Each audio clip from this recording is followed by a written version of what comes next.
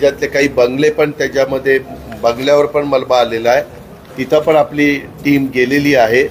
ते प्रयत्न करतायत, सगळे अंदाज व्यक्त करतायत. काही जण म्हणतात की तिथं 3 लोक अडकलीत, परंतु एवढा मलबा आहे लोकांना पुढेही जाता येत नाही. बऱ्याचशा ठिकाणी लवासामधले रस्ते हे तिकडच्या भागातले जात असतानाचे काही वाहून गेलेले आहेत.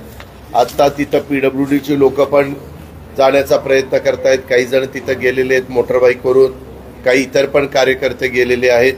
तिथं मात्र अशा प्रकारची परिस्थिती आहे. आम्ही प्रयत्न करतोय की त्याच्यामध्ये जर कोणी अडकलेलं असेल तर त्याला कसं लवकरात लवकर बाहेर काढता येईल अशा प्रकारचा सरकारचाही प्रयत्न आहे आणि प्रशासन पण त्या पद्धतीनं अलर्ट म्हणून काम करत आहे. दुसरी गोष्ट, भिडे पूल शेजारी पुलाची वाडी येथे 3 युवकांना शॉक बसून ते मयत झालेले आहेत. त्यांना आपण सह्याद्री हॉस्पिटलला नेलेलं होतं, उपचार करण्याचा प्रयत्न केला, परंतु शेवटी डॉक्टरांनी त्यांना मृत घोषित केलं. त्यांचं ते गाड्या असतात म्हणजे बुर्जी च्या संदर्भामध्ये अंडा बुर्जी अशा प्रकारचे स्टॉल आणि भुर्जी स्टॉल सुरक्षित ठिकाणी हलवण्याच्या करता ते गेलेले होते. आम्ही राजेंद्र पवार म्हणून आमचे चीफ इंजिनियर महावितरणचे त्यांना विचारलं. ते म्हणले पाणी ज्यावेळेस वाढायला लागलं त्याच वेळेस आपण तिथलं लाईटचं बंद करून टाकलेली होती, विजेचं कनेक्शन बंद केलेलं होतं.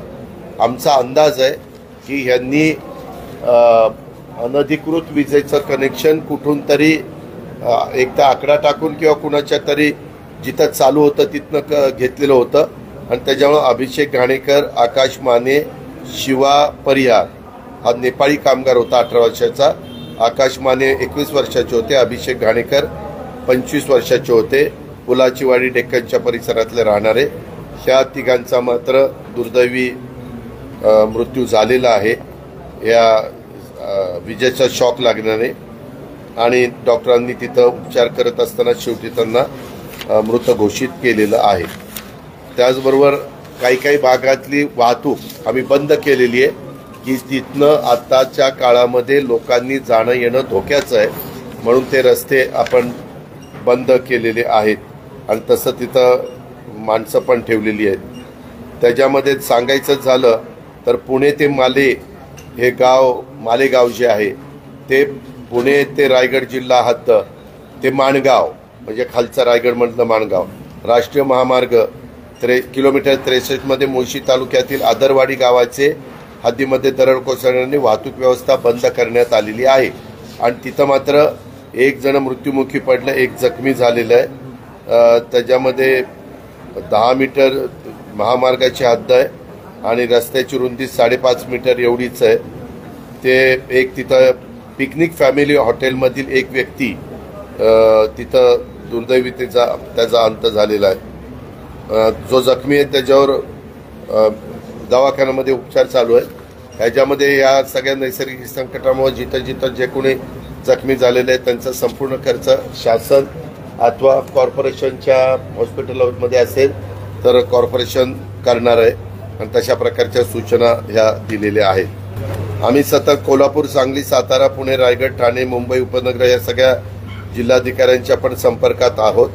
उद्या काहीतरी एक जिल्हाधिकाऱ्यांचा नागपूरला निवडणूक आयोगाने काहीतरी एक ट्रेनिंग ठेवलेलं होतं, परंतु चीफ सेक्रेटरीला आणि चोकलिंगमला सांगून ते पुढे ढकलायला सांगितलं कारण जिल्हाधिकारी हे त्या जिल्ह्याचे प्रशासनाचे प्रमुख म्हणून काम करत असतात आणि अजूनही ह्या जिल्ह्यांच्या मध्ये कुठं रेड अलर्ट, कुठं ऑरेंज अलर्ट, कुठं येलो अलर्ट असं हवामान खात्याने सांगितलेलं आहे म्हणून आपण ती खबरदारी या बाबतीतली घेतोय.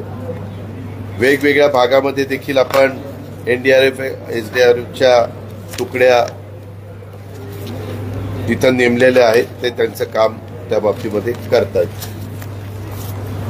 कात्रज तलाव जवळपास भरत आलेला आहे. आता कात्रज तलावाचं ओव्हरफ्लोचं पाणी आंबील ओढ्यातनं जात आहे, म्हणजे तिथं जात आहे आणि बऱ्याचदा तिथं अडथळा निर्माण होतो, पाणी आजूबाजूच्या भागामध्ये शिरतं. लोकप्रतिनिधींची पण ती तक्रार होती. आम्ही ती खबरदारी घेऊन खबरदारीच्या ज्या सूचना तिथं द्यायच्या असतील तिथं ज्यांना अपॉइंट करायचं होतं, तिथं त्या टीमला अपॉइंट आपण केलेलं आहे.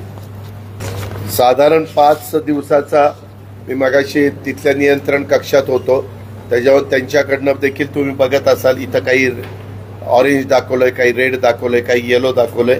अशा प्रकारची परिस्थिती 4-5 दिवसाची हवामान खात्याने कुलाबा यांनी ते दिलेली आहे.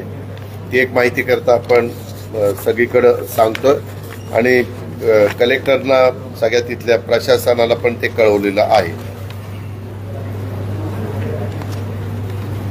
आता ह्याच्या व्यतिरिक्त काय आपल्याला विचारायचं असेल तर आपण विचारू शकतो. अफेक्टेड एरियामध्ये गेल्यानंतर नागरिकांचं असं म्हणणं की प्रशासनाने त्यांना कोणती इन्फॉर्मेशन पूर्वकल्पना दिलेली नव्हती. आपण ज्यावेळेस पहाटे पाणी सोडायला सुरुवात त्या ठिकाणी केली, आपण जाणीवपूर्वक हे पाणी दिवस उजाडत असताना सोडायचा प्रयत्न केला, परंतु ते सोडणारं पाणी आणि पुणे शहरामध्ये पडणारा पाऊस असं ते एकत्र सगळं झाल्यामुळं पाण्याची पातळी वाढली. तुम्ही बघा, नंतर सगळेजण तिथं गेल्यानंतर तुम्ही पण त्या भागात होता, प्रशासन पण प्रयत्न करत होतं, बोटी पण आपण लगेच पाठवल्या, ते पण जवान काम करत होते आणि त्यांना सगळ्यांना बाहेर काढलं. आज पाणी एकदम तिथं आत्ताच्या घडीला खाली गेलेलं आहे आणि त्याच्यातून लक्षात आल्यानंतर ताबडतोब आपण शाळांना पहाटेच सुट्ट्या जाहीर केल्या, पिंपरी चिंचवड पुण्याच्या शाळांना, त्या सगळ्या गोष्टी केलेल्या आहेत. शेवटी काय होतं, ज्या माणसांना तो त्रास सहन करावा लागतो त्यांची तक्रार तर राहते, आपण पण त्या गोष्टी समजून घेतल्या पाहिजे. शेवटी प्रशासनातला कुठलाही अधिकारी, प्रशासनामध्ये काम करणारे आम्ही किंवा सरकार, त्यांना कुणालाही आपल्या भागातले कुठंतरी नागरिक हे अडचणीमध्ये राहावेत असं कदापि वाटत नाही, वाटणार पण नाही. ही पण बाब आपण लक्षामध्ये घेतली पाहिजे. आता पण पुढची खबरदारी म्हणून कुठल्या धरणातलं किती पाणी सोडलं पाहिजे, कुठलं पाणी किती अडून ठेवलं पाहिजे, याबद्दलच्या पण सगळ्या सूचना कपोलेंना पण दिलेल्या आहेत. गुणाले म्हणून चीफ इंजिनियर आहेत, त्यांना पण दिलेल्या आहेत आणि त्यांना त्यांच्या खालच्या एसी एक्झिक्युटिव्ह इंजिनियर, त्यांना आज कुठल्याही परिस्थितीत एक्झिक्युटिव्ह इंजिनियर दर्जाच्या माणसांनी धरणाच्या जिथं धरणाचे मेन गेट आहेत तिथं थांबायला पण सांगितलेलं आहे. असं सगळं केलेलं आहे. कोयनापासून बाकी आपल्या बऱ्यापैकी धरणांना स्वतःचे फ्लड मॅनेजमेंट कंट्रोल सिस्टीम, त्या सिस्टीमवर संदर्भात थोडी माहिती द्यायला पाहिजे, एक्झॅक्टली कशा पद्धतीने ते ऑपरेट होणार आहे. नाही, त्याच्यामध्ये नाही, आम्ही त्याच्यात सगळ्या जिल्हाधिकाऱ्यांना सांगितलेलं आहे. आता इलेक्ट्रॉनिक मीडिया आणि सोशल मीडियाच्या निमित्तानं आपण त्यांना ताबडतोब या सगळ्या गोष्टी कळू शकतो.